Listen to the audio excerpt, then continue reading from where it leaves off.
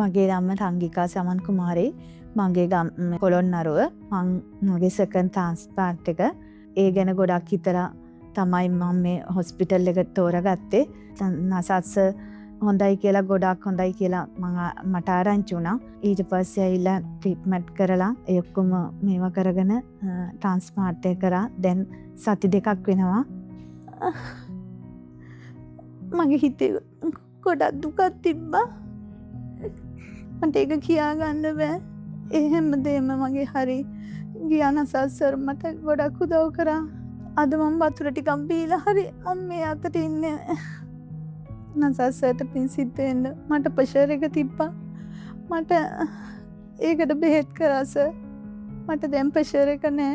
මම ගොඩක් සතුටින් ඉන්නවා. මගේ මහත්තයයි මගේ දරුවෝ දෙන්නයි එක්ක.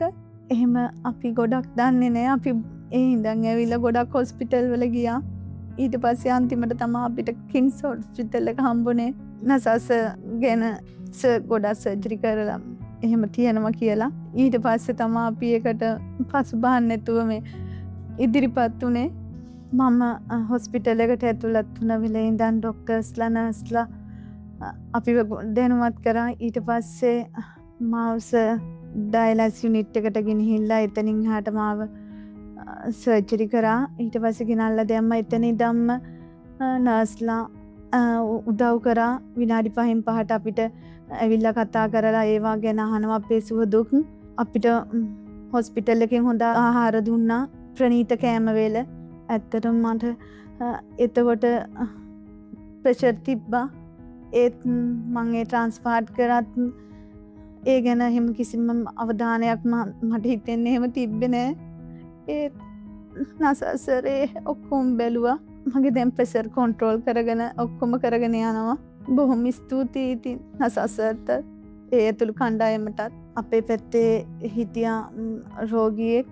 මම යාළට මෙහෙමයි කින්ස් හොස්පිටල් එක හොඳයි.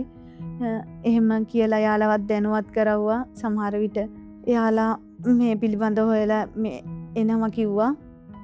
ඉතින් අනිත් දන්නේ නැති අයට උනත් කියන්නේ මම හොස්පිටල් එකේ ඒ හැමදේම මේ හොඳින් කරලා අපිව සමාජගත කරා වගේ මට දැනුණා. මම මැරිලා ඉපදුනා වගේ මට දැනුණා ඇත්තටම. ඒක කියා ගන්න තේරෙන්නේ.